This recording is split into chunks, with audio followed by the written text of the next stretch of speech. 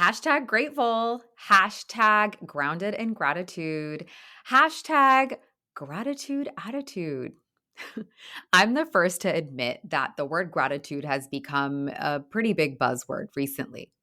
But did you also know that you may be practicing gratitude all wrong? But don't worry. In our Beyond community, we are all about helping each other grow. So, my purpose here is to ensure that you don't feel alone in your thoughts and feelings.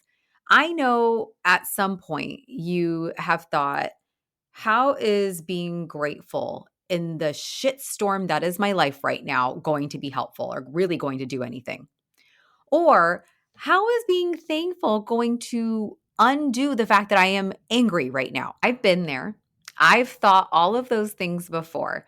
So let's learn how to use gratitude in a way that is beneficial for all of us in the long run beyond just using it as a hashtag.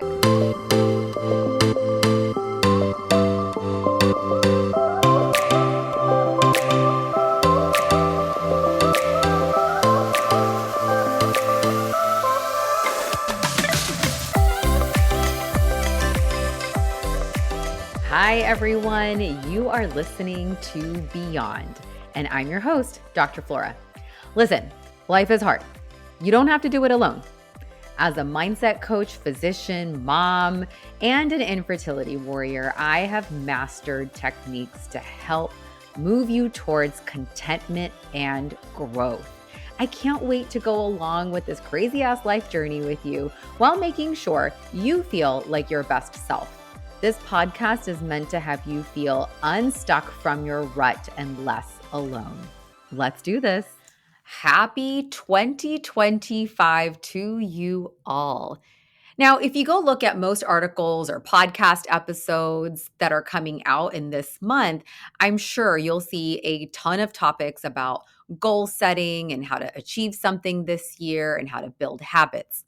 All of this is very important. Don't get me wrong. I have plenty of past episodes and upcoming podcast episodes about these very same topics. So, why did I choose to talk about gratitude in January? Like, that's a very November Thanksgiving themed topic, right? Starting off the new year with visions, your goals is incredibly important. But did you know that about 80 to 90% of people will fail to reach their goals that they set out in the beginning of the year? Like, I'm still flabbergasted with that number. Why do we get derailed so quickly? Well, there are multiple reasons, but one of them is because we get distracted with short term gains. These are decisions that look good in the moment, and they actually prevent us from making progress or even set us back. Instant gratification feels good. Based on multiple research studies conducted in the last 2 decades, gratitude does not work as simply a passive emotion. That's why we get derailed so quickly. That's why instant gratification is one of the many reasons that we get derailed so quickly. Gratitude needs to be not only active, but non-toxic and consistent in order to achieve small and large goals. And of course, there are so many more benefits beyond goal achievement when it comes to practicing gratitude. So, in this episode, we are going to delve into how to get good at practicing active gratitude so it can benefit you in multiple aspects of your life. Let me start off with an admission. This mama is tired, not physically so much, but mentally.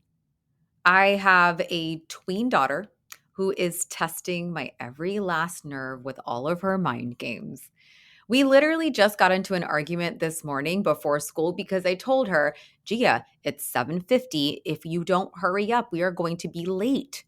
To which she responded, actually, Mom, it's only 7:46. I have 4 minutes. To which I responded, well, then hurry your ass up because you wasted 30 seconds replying with a snarky comment.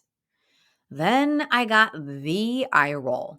Like, you all know, if you have kids old enough to do the eye roll, the one that they learned from you, I got the eye roll. And then we proceeded to argue about why adults round up on time. until I realized my grown ass is arguing with a 9-year-old. Spoiler alert, we got to school in time. We actually had a wonderful walk to school. The beauty of Gia's personality is she forgets relatively quickly, and our small arguments really don't make a large impact on her. And before she went inside, she gave me a hug, said she loved me, hoped I have a good day, and then ran inside with her friends.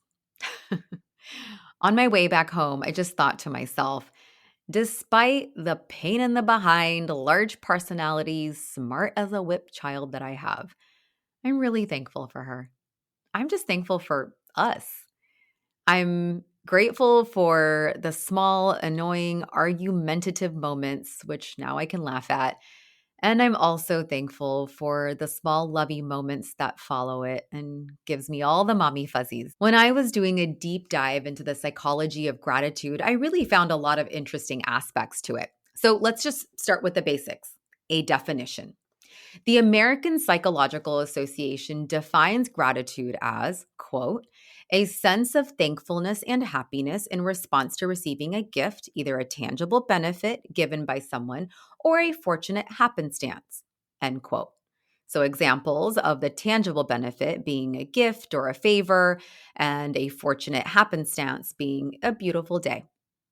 Furthermore, gratitude can present itself as a state and a trait. Let me explain. Now, the old me, the one that was not grounded in gratitude, would have let that small argument with Gia that started off my day derail the entire day because of frustration and mental exhaustion.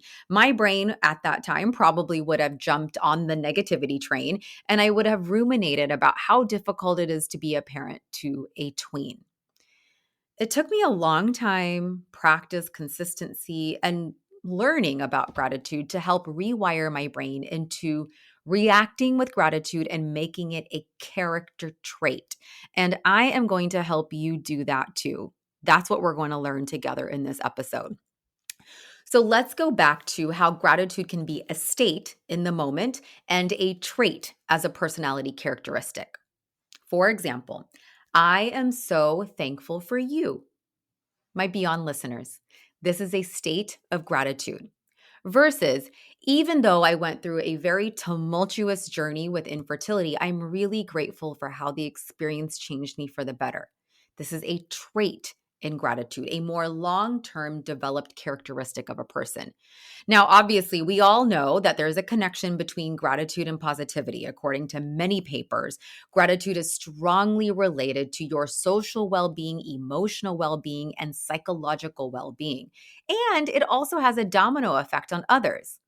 Like if you show gratitude, it's more likely that that person will do another act of gratitude or kindness in return and pass it along to somebody else. On the flip side, people who are not seeing gratitude around them are less likely to provide those same steps. Here's what I've noticed, not only from the aspect of a practicing physician and changing patient expectations, but really as our society as a whole. We take a lot for granted. We live in a materialistic society full of overindulgence and abundance.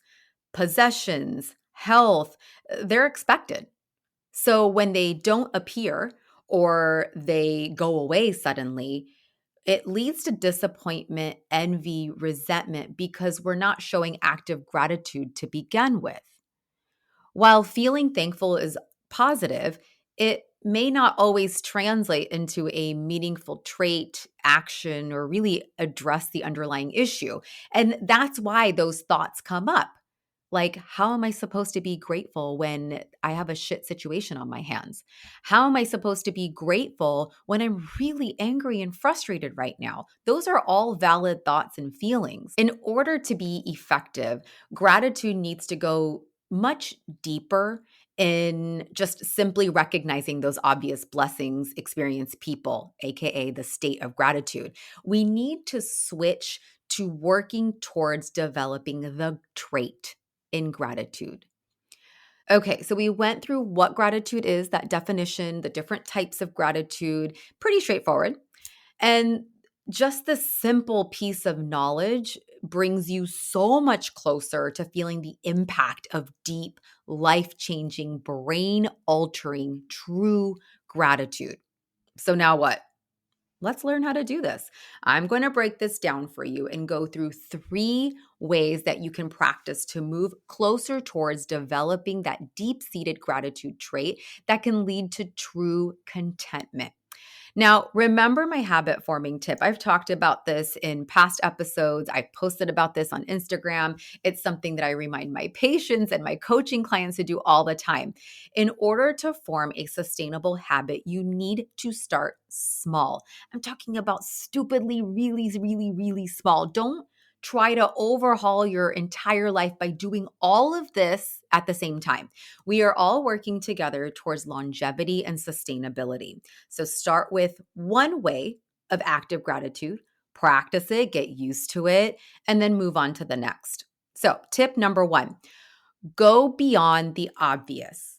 Recognizing the simple pleasures that often go unnoticed is that extra step in developing a gratitude trait.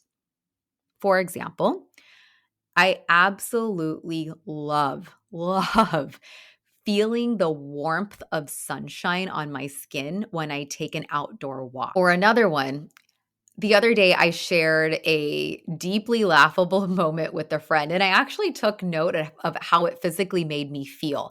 Like I felt like my heart swelled, my chest fluttered because I hadn't laughed like that in a really long time. Oh, here's another example. Last night, actually, for me specifically, it's a gem of one. If you live in LA, a driver kindly let me in front of them as I was trying to switch lanes on the highway. Like in Los Angeles, that mindset of that person is truly at peace because they actively made a decision to let me in front of them amid bumper to bumper traffic. All I'm trying to say is don't take a lot of this for granted. Go beyond in recognizing those small moments. Don't be thankful for just being able to go outside to take a break. Be thankful for how that break makes you feel. Don't be simply thankful for the friend next to you. Think about the moments that you guys share in between and how it physically makes you feel. Tip number 2, try active gratitude. This means not taking a passive approach to simply feeling grateful. You can take active steps to express and demonstrate your appreciation. And there are so many ways to do this. So instead of thinking, oh my gosh, that flower is so beautiful, maybe write it out in your gratitude journal or verbalize it to someone else. During my walk, I saw this beautiful flower today. The colors were really vibrant, and it was nice to see amid wintertime. Go further than a simple thank you when you appreciate someone's gesture or kindness. Let them know directly, plus add a why. So instead of saying, oh my gosh, thank you so much for inviting me to your birthday party, try, thank you so much for inviting me to your birthday party. I love the vibe that you created, and my heart is truly really full right now. So, these are verbal ways that you can practice active gratitude. Some physical ways is performing acts of kindness. So, this can be being grateful for a friend and helping them out, turning your thankfulness into advocacy work. Like you can think to yourself, wow, I'm really grateful for being able to have food on the table, and translate that into volunteering at a local shelter or participating in a food drive. So don't just passively think about broad things, actively verbalize it, write it, or act it out. Tip number 3, and this is why you're listening to this episode. Oh, this last step is such a good one. To really drive this point home, let me go back to this argument with Gia. We can all agree that raising children is quite exhausting. More physically when they're younger, we're all running on fumes with very little sleep, trying to keep this little human alive. And that quickly moves to more mental as they get older and more independent. Personally, I've recognized that Gia is our wonderful one and only, and we are her entertainment. She wants to talk to us, play with us, do silly things with us, be really involved, and rightfully so. But damn, sometimes I just need a break from my talking parrot of a child. Now, let's be clear. I am not saying that my daughter is a difficult child or poses unique challenges that you may be facing with your children. What I'm about to describe is just a normal part of parenting and growth. And it's a way to describe the bare minimum mental burden that can potentially take you down pretty quickly if you're not using gratitude correctly. So, since we are moving into a new, challenging, very prolonged developmental stage with our daughter, there are a ton of physical and mental changes that we are aware of, and our brain power is being used up faster and faster, more now than ever. Questions are popping up like every day about bodily changes and differences and reproductive stuff, period talks, acne, skin color, body hair.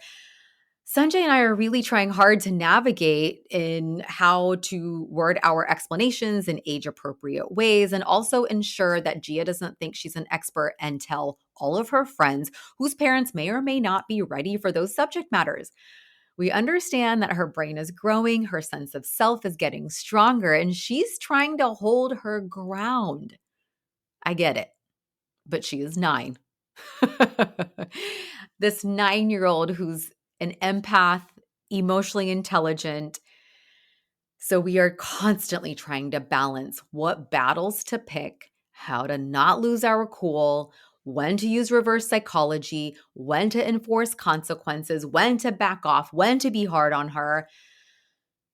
I need a sip of water because that was tiring just to verbalize.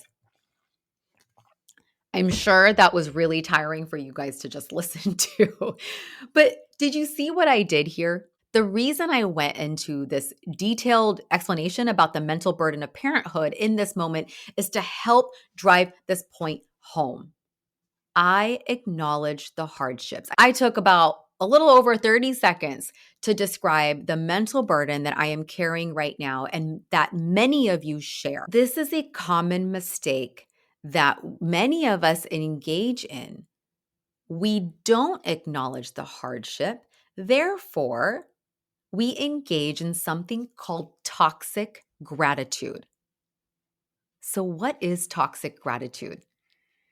It is a practice of forcing gratitude, faking gratitude, and shaming gratitude. So, by acknowledging all these hardships of raising a tween daughter, I am avoiding forcing, faking, and shaming myself into gratitude. And I'm going to use this example to help break it down for you so you can apply it to your own difficult situations and start building that gratitude trait. We can avoid forcing gratitude by giving ourselves permission to feel and be grateful. It is okay to complain. It is okay to vent. It is okay to say something is hard and that you may not enjoy it all the time. A trait of toxic gratitude is ignoring your true emotions and guilting yourself into feeling grateful. I think Brene Brown said it the best. We cannot selectively numb emotions. When we numb the painful emotions, we also numb the positive ones. In this scenario, we can also avoid faking gratitude because I am not really grateful in the moment where my daughter is fighting me on simple tasks such as brushing her teeth, showering, putting on a regular outfit so she doesn't look homeless. It's hard. I get frustrated and I don't like repeating myself 23.5 million times in order for one task to be completed. I'm tired of training my child to be independent in important hygienic activities. However, I can find moments of gratitude that outweigh these frustrations. So I'm not going to fake it. I'm going to acknowledge it. I'm going to admit that it sucks. And then also still build my toxic gratitude trait. Shaming gratitude is a favorite trait of mine because I love talking about it so much. It's so prevalent in our Indian community, and I'm sure in yours as well. I can't count on my hands the amount of times where I have expressed disappointment or frustration, really any negative emotion about a certain scenario. And it was just met with, well, shame on you. You have no reason to feel sad, mad, fill in the blank. You have so much around you. We, as your parents, have sacrificed so much. Be happy. You have no reason to be sad. Guess what? Negating emotions and guilting people into feeling gratitude doesn't lead to true gratitude. That is the epitome of toxic gratitude. Toxic gratitude really haunted me for a long time, especially during my infertility journey. I felt so guilty for thinking or for thinking anything negative about infertility or being unhappy with my situation because I, of course, was grateful to have Gia. And I felt bad wanting another because I was supposed to feel lucky that at least I had one child while so many others were struggling with conceiving their first. But not acknowledging how difficult it was trying to conceive another child or how difficult infertility, IVF, all of the stuff that was involved with it didn't make things better. It didn't make me more grateful. It just suppressed my emotions. We don't want gratitude to be a burden. So don't gaslight yourself with these toxic gratitude traits. The struggle ends when gratitude begins. Just do it the right way by practicing appreciating the obvious things, practicing active gratitude, and avoiding toxic gratitude. This is the best way to start your year because doing gratitude correctly will make you feel more motivated, will keep you happier, will allow you to acknowledge the hard moments and avoid the traps of instant gratification. It will actually be more helpful in the long run, which is what all of our goal is right now. If you know someone who would find this episode helpful, please send it to them. Share this with your friends, your family, and your group text threads. Post it on social media. Review it online on your listening platform. Every little bit helps. And remember, we are growing together. We are going to be setting goals together. We are going to be doing gratitude the right way together. The more people we can get on this bandwagon of developing gratitude the right way, the more content we can all be. Thanks for listening. Bye.